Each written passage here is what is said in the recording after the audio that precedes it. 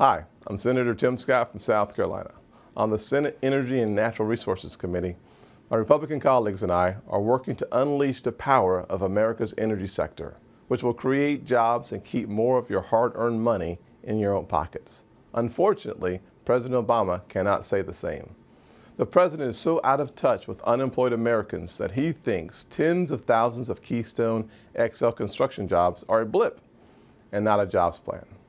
Meanwhile, the new head of the EPA said she doesn't want to talk about jobs anymore as she writes new job-killing regulations that will put tens of thousands of Americans out of work. That's not leadership.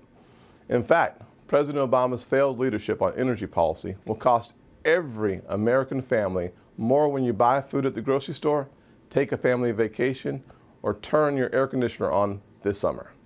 Every second your refrigerator runs, the electricity to power it costs more because of the lack of an all-of-the-above energy strategy. And every time the government tries to pick winners and losers, billions of taxpayer dollars are wasted.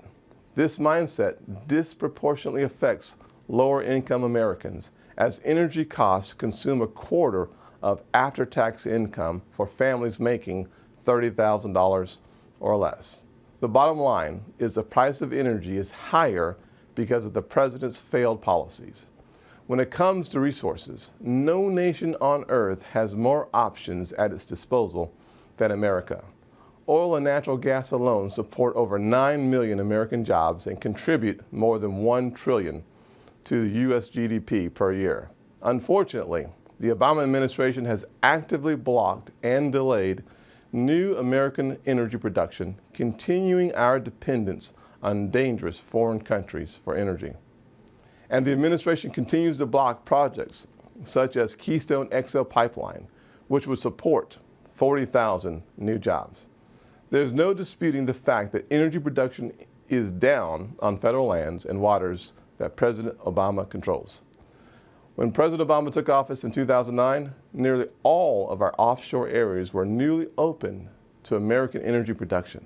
Today, President Obama has effectively reimposed an offshore moratorium blocking access to American oil and natural gas resources, preventing the creation of tens of thousands of American jobs and continuing our reliance on foreign oil. According to a study, just in my own state, South Carolina, opening the offshore to energy production has the potential to create over 7,500 new jobs, have a statewide economic impact of over $2.2 billion annually, and generate around $87.5 million in new state revenue. We've seen success stories play out across the country. Energy production on state and private lands in places like North Dakota and Texas, it's skyrocketed. In those states, energy permits can be approved in just a few weeks compared to on federal lands where President Obama's anti-energy red tape takes over 300 days to approve permits. The cost of that delay means less job creation, less economic activity, and less American energy.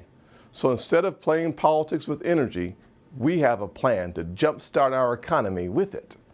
We want a true all-of-the-above energy strategy because a diverse, market-based energy portfolio of nuclear, wind, solar, and other renewables means more competition and lower prices for the consumers.